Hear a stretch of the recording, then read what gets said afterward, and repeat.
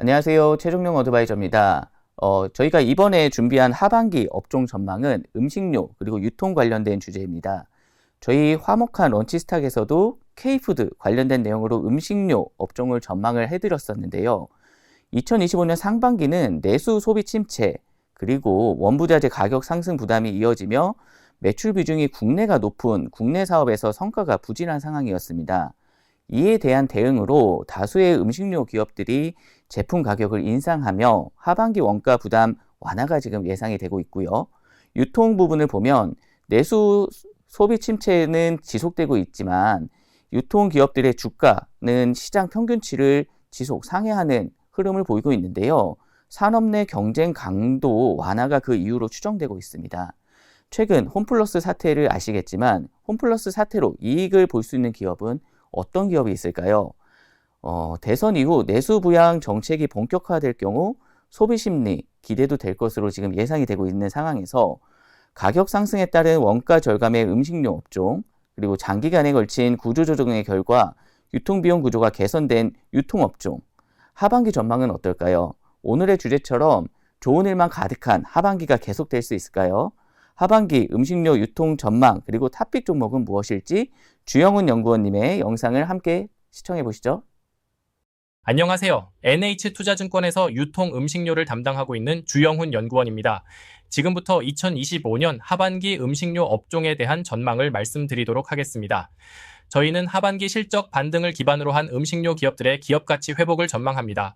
상반기 대다수의 음식료 업체들의 실적은 부진했는데 장기화된 내수 소비 침체와 더불어 원부자재 가격 상승 부담이 이어졌기 때문입니다. 이에 따라 매출 비중이 높은 국내 사업에서의 성과가 부진했습니다. 다만 이에 대한 대응으로 다수의 음식료 기업들이 제품 가격 인상을 진행한 만큼 하반기에는 원가 부담 완화를 예상하고 있습니다.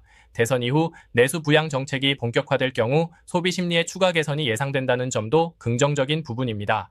해외 사업 또한 지속적으로 순항 중입니다. 주요 제품들의 수출 성과를 통해 K푸드의 글로벌 인기가 꺾이지 않고 있음을 확인 가능하며 여전히 글로벌 시장에서 K푸드가 차지하는 비중은 높지 않아 향후 성장 여력 또한 크다고 판단합니다. 주요 기업들도 이에 대한 대응으로 해외 법인 및 수출 공장 확대 등을 추진 중인 만큼 해외 매출 비중 확대 추세가 이어질 전망이며 이에 따른 관련 기업들의 밸류에이션 프리미엄 확대를 기대해 볼 만하다고 생각합니다. 지금부터 국내 사업 부문에 대한 상세한 설명을 드리도록 하겠습니다. 왼쪽 차트를 보시면 지난해 하반기부터 주요 음식료 기업들의 매출 원가율이 상승하고 있음을 확인하실 수 있습니다. 주요 원부자재 가격들의 상승으로 인한 영향으로 해석할 수 있습니다. 이에 대한 대응으로 우측표를 통해 확인 가능하듯 다수의 음식료 기업들이 연초부터 제품 가격 인상을 진행했습니다. 물론 가격 인상만으로 제조 원가 상승 부담을 모두 상쇄할 수는 없지만 수익성 부진으로 어려움을 겪고 있던 기업들 입장에서는 반등 모멘텀으로 작용할 것으로 예상됩니다. 가격 인상에 대한 효과는 2분기부터 반영될 것으로 예상하고 있습니다. 해외 사업에 대한 중요성이 올라간 것은 사실이나 여전히 대부분의 기업들은 전체 매출 내 국내 비중 80% 수준이기 때문에 국내 수익성 회복은 실적 추정에 있어 긍정적 변수로 작용할 것으로 기대합니다. 하반기 제조원 가율의 추가 상승 부담은 크지 않을 것으로 전망합니다. 먼저 3대 곡물 가격은 기후 및 지정학적 리스크가 반영되기 이전 수준으로 안정화가 이루어졌고 2024년 큰 폭으로 가격 상승이 이루어졌던 오렌지, 카카오 등 일부 농산물 가격 역시 연초 대비해서는 하락한 모습을 보여주고 있습니다.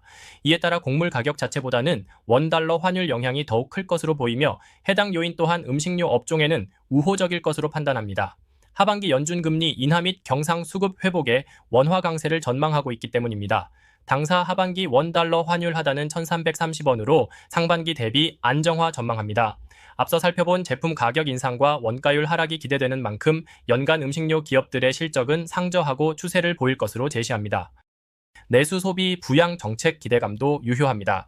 6월 3일 제21대 대통령 선거가 예정되어 있는 만큼 정책 영향이 중요해진 구간이며 이와 관련한 음식료 산업의 긍정적 모멘텀이 기대됩니다. 통상적으로 신정부 출범에 따른 내수 소비 부양 정책 기대감이 반영되기 때문이며 실제 과거 사례를 통해 대선 전후 소비자 심리지수 개선이 이루어졌음을 확인 가능합니다.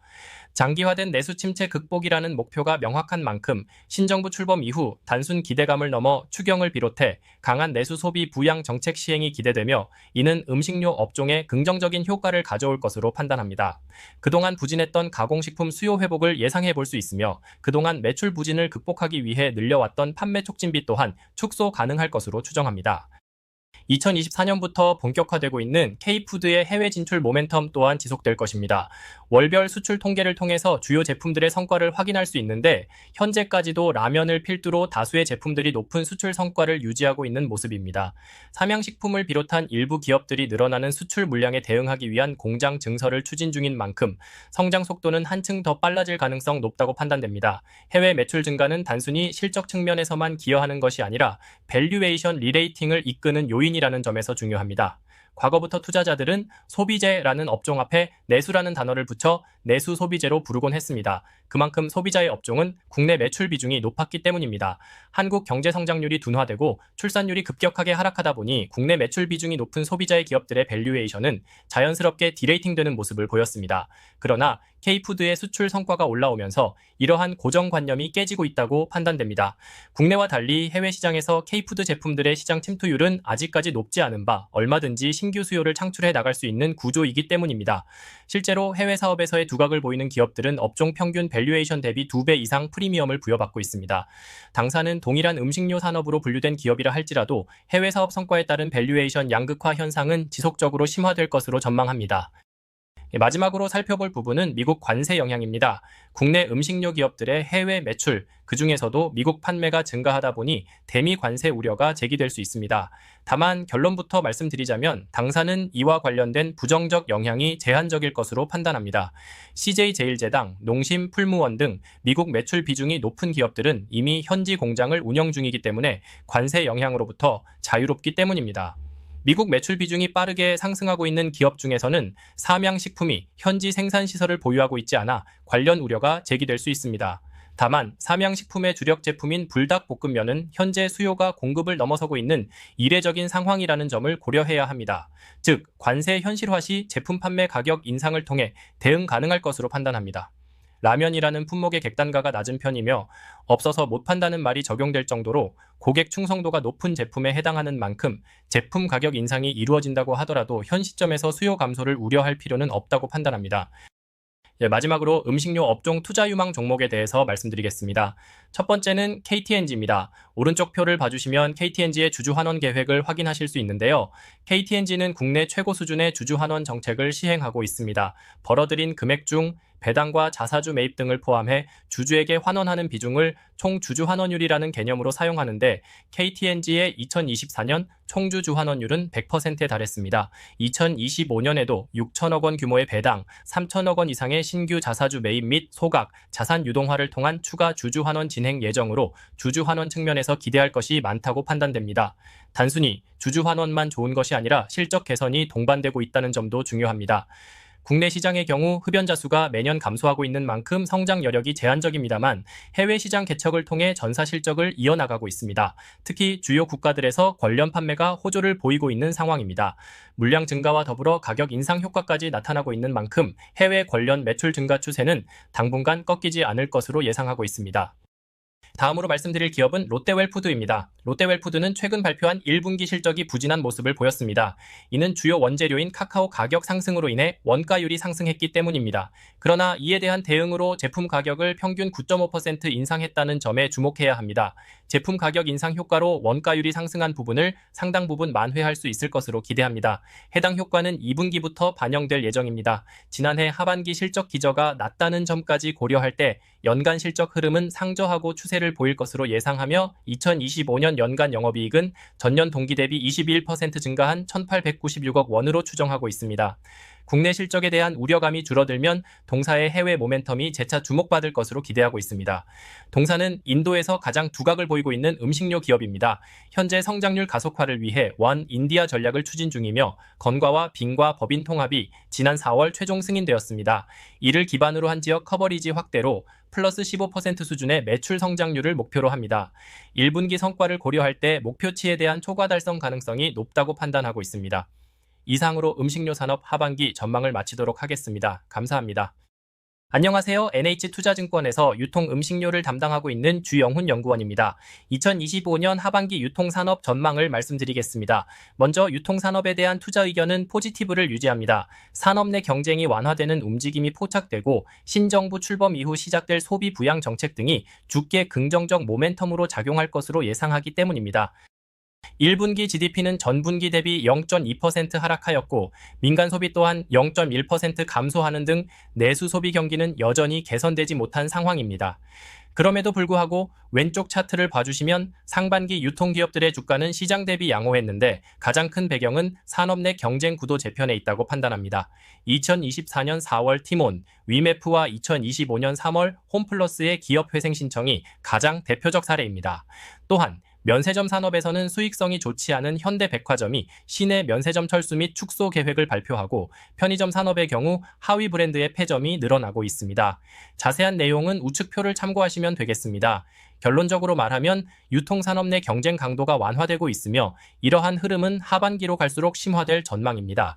경쟁에서 살아남은 기업은 자연스레 영업 환경 개선 국면을 맞이할 것이고 이는 장기간 정체되어 온 기존점 매출 성장으로 이어질 가능성이 높다고 판단됩니다. 내수 소비 부양 정책도 하반기에 기대감을 가져볼 만한 요인입니다. 왼쪽 차트를 보시면 역대 대선 전후로 소비 심리가 개선되었음을 확인하실 수 있습니다.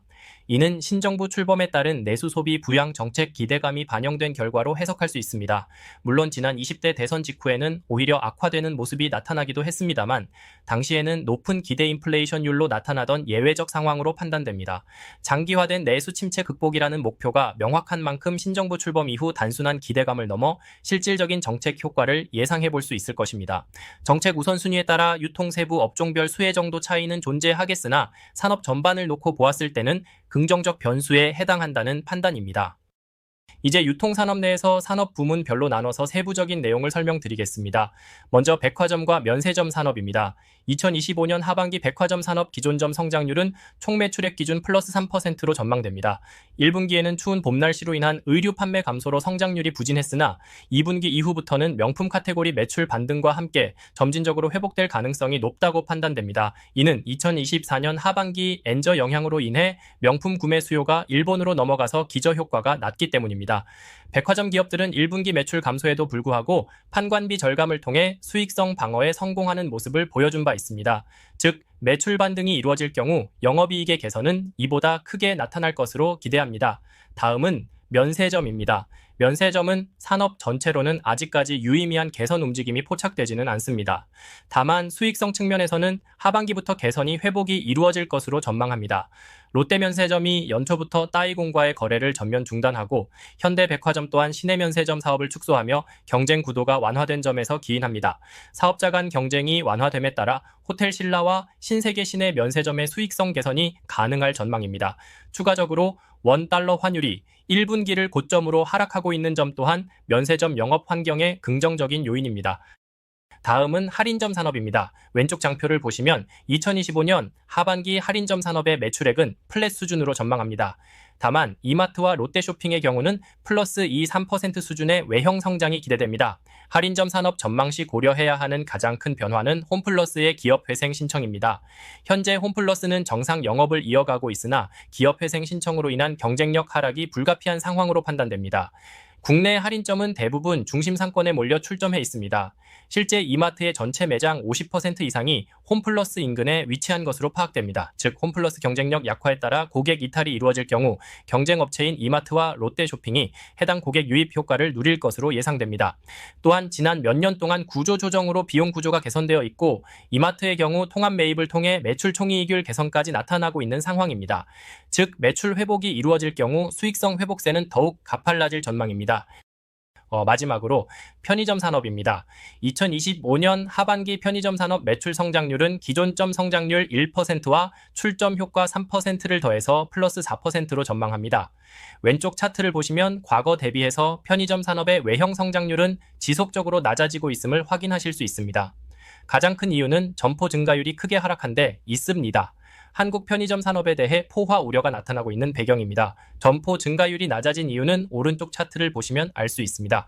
세븐일레븐, 이마트24 등 하위 사업자들의 점포 수가 23년부터 감소하는 모습을 확인하실 수 있습니다. 수익성 측면에서 열위에 있는 하위 사업자들이 경쟁력이 낮은 점포들에 대해 폐점을 진행하고 있기 때문으로 추정됩니다. 반면 상위 사업자에 해당하는 BGF 리테일과 GS 리테일의 점포 수는 꾸준히 늘어나고 있는 모습입니다. 2025년에도 각각 600개, 300개 수준의 점포 순증을 이어갈 전망이고 이에 따라 시장 점유율도 상승할 것이라 예상됩니다. 즉, 편의점 산업 포화 우려 자체는 어느 정도 사실이나 상위 사업자와 하위 사업자가 처한 상황이 상당히 다르다는 점에 주목해야 합니다. 기존점 매출 성장률의 경우 1분기까지는 비우호적 날씨로 객수 감소 영향이 컸으나 4월부터 회복 추세를 보이고 있는 것으로 추정합니다. 편의점 산업은 계절성이 뚜렷한 산업이며 여름철이 성수기 시즌에 해당합니다. 즉 여름철 성수기 시즌에 매출 회복이 이루어진다면 영업이익 또한 개선될 것으로 기대합니다. 또한 추후 내수 소비 활성화 정책이 본격화될 경우 가장 직접적인 수혜가 예상되는 산업군인 만큼 현재 주가 수준에서의 투자 매력도가 높다고 판단합니다. 마지막으로 업종 최선 호주에 대해 말씀드리겠습니다. 우선 이마트입니다. 이마트에 대해 투자 의견 바이와 목표 주가 11만 원을 제시합니다. 이마트는 최근 발표된 1분기 실적에서 어닝 서프라이즈를 기록했습니다. 기존점 매출 감소에도 불구하고 통합 매입 및 비용 절감을 통해 영업이익 개선이 이루어졌기 때문입니다. 하반기에는 매출 또한 반등이 가능할 것으로 기대합니다. 첫째로 홈플러스 기업회생 신청에 따른 고객 유입될 것으로 예상하며 둘째로 원부자재 가격 상승을 근거로 식품 기업들이 가격 인상을 진행했기 때문입니다. 즉 객단가와 객수 모두 상승 가능성이 높다고 판단하며 회사가 연초 제시한 기존점 성장률 가이던스 플러스 3% 달성을 기대합니다. 이에 따른 2025년 영업이익은 5,196억 원, 전년 대비 1,003% 증가를 전망합니다. 지마켓 관련 손실 및 PPA 상각비 제외 등과 회계적인 변경과 더불어 본업의 실적 개선이 동시에 이루어지며 유통업종 내 어닝 모멘텀이 가장 강할 것으로 기대합니다. 오른쪽 차트에서 확인하실 수 있다시피 동사가 제시하고 있는 2027년 영업이익 목표는 1조 원에 달합니다. 즉 실적 개선은 올 한 해만 이루어지는 것이 아니라 향후 지속적으로 확인될 것으로 기대하기 때문에 투자 심리 측면에서 긍정적 영향을 미칠 것으로 판단합니다. 이마트와 더불어 투자 유망 종목으로 신세계를 제시합니다. 백화점 부문은 1분기 비우호적인 날씨 영향으로 인해 매출이 부진했으나 명품을 중심으로 회복세가 나타나고 있는 만큼 하반기 실적 반등이 기대되는 상황입니다. 특히 지난 4월 오픈한 명품 특화 매장 더 헤리티지를 통해 명품에 대한 매출 비중이 더욱 높아질 것으로 예상됩니다. 연결 실적 측면에서 성장을 이끌 것으로 기대되는 부문은 면세점 부문입니다. 면세점 업황 자체가 회복되었다고 판단하지는 않으나 경쟁사의 신해점 영업 종료 및 축소 등이 이루어진 만큼 산업 경쟁 강도가 완화된 상황입니다. 이에 따라 하반기 수익성 개선이 예상되며 흑자 전환도 가능할 전망입니다. 이상으로 유통산업 하반기 전망을 마치도록 하겠습니다. 감사합니다.